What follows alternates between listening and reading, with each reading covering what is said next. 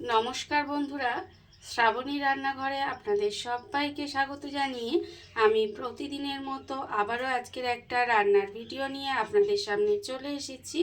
আজকের আমি আপনাদের ঢ্যাঁড়সের মধ্যে অল্প একটু জিরে আর মৌরি দিয়ে একটা অসাধারণ রেসিপি বানিয়ে দেখাবো। আশা করি আপনাদের ভালো লাগবে। তার জন্য কিন্তু আমার পুরো ভিডিওটা আপনাদের দেখতে হবে। আর দেখা শুরু করার আগে একটা লাইক দেবেন, ভিডিওটা সম্পূর্ণ দেখে সুন্দর একটা কমেন্ট করবেন আর শেয়ার করতে ভুলবেন না। তাহলে চলুন আজকের আমি এই রেসিপিটা কিভাবে বানাচ্ছি সেটা আপনারা একবার দেখে নিন। রান্নাটা করার জন্য প্রথমে আমি এখানে দেখুন গ্যাসটা অন করে একটা ফ্রাই প্যান বসিয়ে দিয়েছি।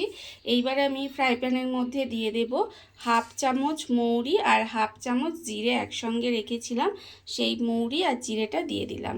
এটা এবার হালকা আঁচে কিন্তু এটাকে ভেজে নিতে হবে। আমি কিন্তু এই মশলাটা প্রথমে হালকা আঁচে একটু আস্তে আস্তে ভেজে নেব, তবে এটা লক্ষ্য রাখবেন যে মশলাটা যেন পুড়ে না যায়।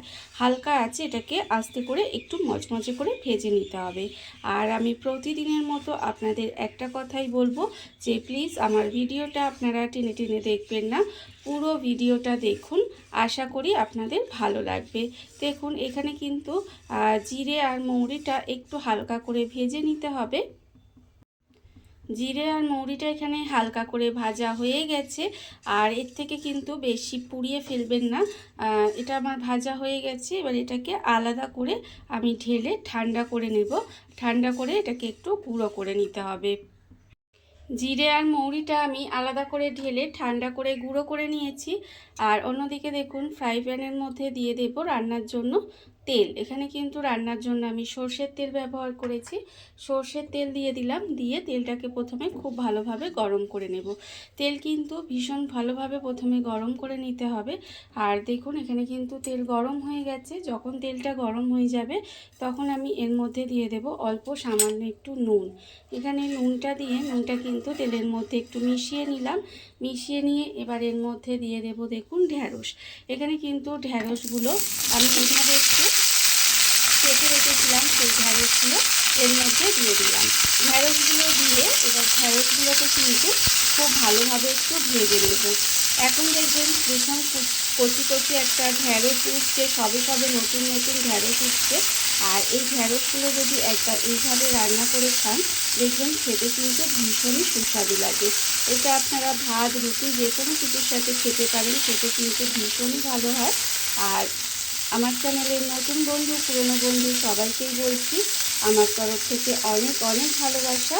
নতুন বন্ধুদের বলবো যদি আমার চ্যানেলটা সাবস্ক্রাইব করেন তাহলে পাশে থাকা বেল বাটনটা অবশ্যই প্রেস করে দেবেন, যাতে আমি যখনই কোনো নিত্য নতুন ভিডিও আপলোড করব সবার প্রথমে আপনাদের কাছে নোটিফিকেশান চলে যাবে এবং আপনারা আপনাদের সময় মতো ভিডিওটা দেখে নিতে পারবেন।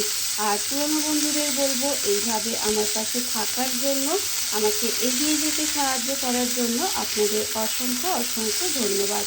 দেখুন আমি কিন্তু ঢ্যাঁড়সটা কথা বলতে বলতে ভেজে নিচ্ছি।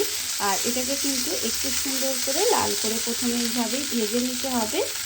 ঢ্যাঁড়সটা আমার এখানে লাল লাল করে ভাজা হয়ে গেছে। ঢ্যাঁড়স কিন্তু আমি এখানে লাল লাল করে ভেজে নিয়েছি। এইবারে আমি ঢ্যাঁড়সটাকে আলাদা করে তুলে রেখে দেবো।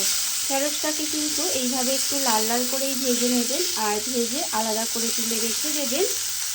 ঢ্যাঁড়সটা আমি আলাদা করে তুলে রেখে দিয়েছি। আবারও কিন্তু ফ্রাই প্যানের মধ্যে তেল দিয়ে দিলাম, বেশ কিছুটা তেল দিয়ে তেলটাকে কিন্তু আবারও একটু গরম হতে দেব। তেল কিন্তু ভালোভাবে গরম করে নিতে হবে। আর যখন দেখবেন তেলটা গরম হয়ে গেছে তখন কিন্তু আমি এর মধ্যে দিয়ে দেব অল্প সামান্য একটু মৌরি ফোড়ন। এইভাবে আপনারা কিন্তু যে কোনো দিন এই ঢ্যাঁড়সের রেসিপিটা বানিয়ে দেখবেন। এই মৌরিটা দেওয়ার ফলে না এই যে এত সুন্দর খেতে হয়, যে ফ্লেভারটা একটা সুন্দর আসে, এতেই কিন্তু রান্নাটা সাধারণ রান্না থেকে অসাধারণ রান্না হয়ে যাবে। দেখুন মৌরিটা দিয়ে কিন্তু মৌরিটা সুন্দর করে ভেজে নিয়েছি। এইবার আমি এর মধ্যে দিয়ে দেব টমেটো। এখানে কিন্তু একটা মাঝারি সাইজের টমেটোকে এইভাবে একটু কেটে রেখেছিলাম, সেই টমেটোটা আমি এর মধ্যে দিয়ে দিলাম। টমেটোটা দিয়ে টমেটোটা কিন্তু নেড়ে ছেড়ে একটু রান্না করে নেব। আর যখন টমেটোটা এইভাবে একটু নেড়ে ছেড়ে রান্না করব তখন কিন্তু এর মধ্যে দিয়ে দেবো আদা বাটা। সরি আদা বাটা নয়, আদাটা গ্রেট করে আমি এর মধ্যে দিয়ে দিয়েছি। এখানে কিন্তু গ্রেট করা আমি আদা দিয়েছি, তবে আপনারা চাইলে কিন্তু আদা বাটাও দিতে পারেন। এবার আদাটা দিয়ে একটু তেলের মধ্যে নেড়ে চেড়ে এইভাবে রান্না করে নেব, যাতে আদার যে একটা কাঁচা গন্ধ আছে সেটা চলে যায়। দেখুন এইভাবে কিন্তু একটু সময় এটাকে নেড়ে চেড়ে রান্না করে নিয়েছি, তবে খুব বেশি কিন্তু এটাকে ভাজবেন না, তাহলে কিন্তু আদাটা তেতো হয়ে যাবে। এটা আমার করা হয়ে গেছে। এবার আমি এর মধ্যে দিয়ে দেব নুন। এখানে কিন্তু আন্দাজ মতো নুন দিয়ে দেব, আর নুনটা বুঝে দেব, যেহেতু ঢেঁড়স ভাজার সময় আমি নুন দিয়েছিলাম। এইবারে দেব এর মধ্যে হলুদের গুঁড়ো, আর দেব আমি এখানে লঙ্কার গুঁড়ো, আর আমি এর মধ্যে দিয়ে দেব অল্প সামান্য একটু 2-4 দানা চিনি। অল্প একটু 2-4 দানা চিনিও দিয়ে দিলাম, এতে নুন চিনির একটা ব্যালেন্স হবে, তবে রান্নাটা মিষ্টি হবে না। এইবারে দেখুন এটাকে সমস্ত মশলা দিয়ে ভালোভাবে কিন্তু এটাকে কষিয়ে নেব। তবে কষানোর আগে যেহেতু গুঁড়ো মশলা দিয়েছি, তাই অল্প সামান্য একটু জল দিয়ে দেব, না হলে মশলাটা পুড়ে যেতে পারে। তাই অল্প একটু জল দিয়ে মশলাটাকে কিন্তু তেল ছাড়া পর্যন্ত খুব ভালোভাবে কষিয়ে নিতে হবে। দেখুন এইভাবে কিন্তু মশলাটা আমি খুব ভালোভাবে একটু তেল ছাড়া পর্যন্ত কষিয়ে নেব। মশলাটা আমি এখানে দেখুন ভালোভাবে কষিয়ে নিয়েছি, আর মশলা থেকে কিন্তু তেলটাও আস্তে আস্তে ছেড়ে দিচ্ছে। যখন দেখবেন এইভাবে মশলাটা কষানো হয়ে গেছে, আর টমেটোটা দেখুন এর মধ্যে কিন্তু নরম হয়ে আমি একটু চিপে চিপে দিয়েছি, এর ফলে মিশে গেছে। যখন দেখবেন মশলাটা একদম সুন্দর করে কষানো হয়ে যাচ্ছে, তখন কিন্তু আমি এর মধ্যে দিয়ে দেবো এই যে ঢ্যাঁড়সটা আমি এখানে কিন্তু ভেজে রেখেছিলাম, সেই ঢ্যাঁড়সটা এখানে দিয়ে দিলাম। ঢ্যাঁড়সটা দিয়ে এই মশলার সঙ্গে কিন্তু একটু সময় ঢ্যাঁড়সটা দিয়েও কিন্তু খুব ভালোভাবে কষিয়ে নিতে হবে। দেখুন এইভাবে ঢ্যাঁড়সটা দিয়েও কিন্তু এই মশলার সঙ্গে একদম সুন্দর করে কষিয়ে নেব। ভীষণই সহজ রান্না, খুব তাড়াতাড়ি হয়ে যায়, অথচ খেতে কিন্তু ভীষণ সুন্দর লাগে। আপনারা কিন্তু যে কোনো দিন এইভাবে রান্নাটা করে নিতেই পারেন। দেখুন এবার মশলার সঙ্গে ঢ্যাঁড়সটা খুব সুন্দরভাবে একটু কষিয়ে নেব। ঢ্যাঁড়সটা দিয়ে কিন্তু আমি আরেকটু সময় এভাবে কষিয়ে নিয়েছি, আমার হয়ে গেছে। এইবার আমি এর মধ্যে দিয়ে দেব জল। এখানে কিন্তু খুব বেশি জল দেব না, অল্প সামান্য একটু জল দিয়ে দিলাম। দিয়ে এবার এটাকে এইভাবে মিশিয়ে দেব, মিশিয়ে দিয়ে এটাকে ঢাকা দিয়ে একটু গ্যাসটাকে লোতে দিয়ে হতে দেব। ঢাকা দিয়ে এটাকে রান্না হতে দেব, তাহলে ঢ্যাঁড়সটা যেটুকু সেদ্ধ হওয়া বাকি আছে সেটুকু কিন্তু খুব ভালোভাবে সিদ্ধ হয়ে যাবে। আর এইভাবেই কিন্তু এটাকে একটু ঢাকা দিয়ে রান্না হতে দিতে হবে। ঢাকা দিয়ে আমি এটাকে এইভাবে কিছুক্ষণ রান্না হতে দিয়েছিলাম, আর এর ফলে দেখুন ঢ্যাঁড়সটা কিন্তু আমার এখানে যেটুকু সেদ্ধ হওয়া বাকি ছিল সেটুকু কিন্তু সেদ্ধ হয়ে গেছে। তবে এটাকে একদম ঘেটে ফেলবেন না, ঘেটে ফেললে কিন্তু খেতে আবার ভালো লাগবে না। খুব বেশি ফুটিয়ে কিন্তু এটাকে ঘেটে ফেলা যাবে না।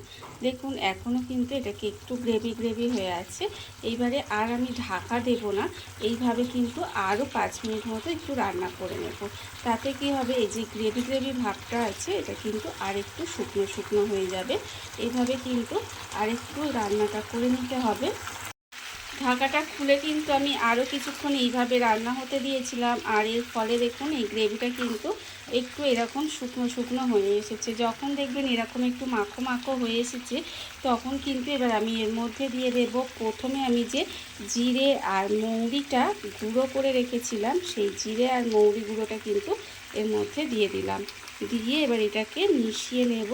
মিশিয়ে নিলেই কিন্তু রান্না আমার একেবারে রেডি হয়ে যাবে। এইভাবে লাস্টে যদি এরকম জিরে আর মৌরিটা গুঁড়ো করে দেন না, তাহলে দেখবেন খেতে যে কী সুন্দর হয়, সেটা আপনারা না বানিয়ে খেলে বুঝতে পারবেন না। রান্না কিন্তু আমার একেবারে রেডি হয়ে গেছে, আপনারা দেখতেই পাচ্ছেন। এইবারে আমি গ্যাসটা অফ করে দেব, আর আপনাদের পরিবেশন করে দেখাবো ঠিক কেমন হলো। দেখুন রান্না কিন্তু আমার একেবারে রেডি হয়ে গেছে। আমি গ্যাসটা অফ করে দিলাম, আর আপনাদের পরিবেশন করে দেখাবো ঠিক কেমন হলো। দেখুন বন্ধুরা, বাড়িতে থাকা কত অল্প উপকরণে কত অল্প সময় কত সুন্দর একটা ঢ্যাঁড়সের মধ্যে অল্প একটু মৌরি আর জিরে দিয়ে একটা অসাধারণ রেসিপি তৈরি হয়ে গেছে, আপনারা দেখতেই পেলেন। আর এটা কিন্তু খেতে ভীষণ সুন্দর হয়।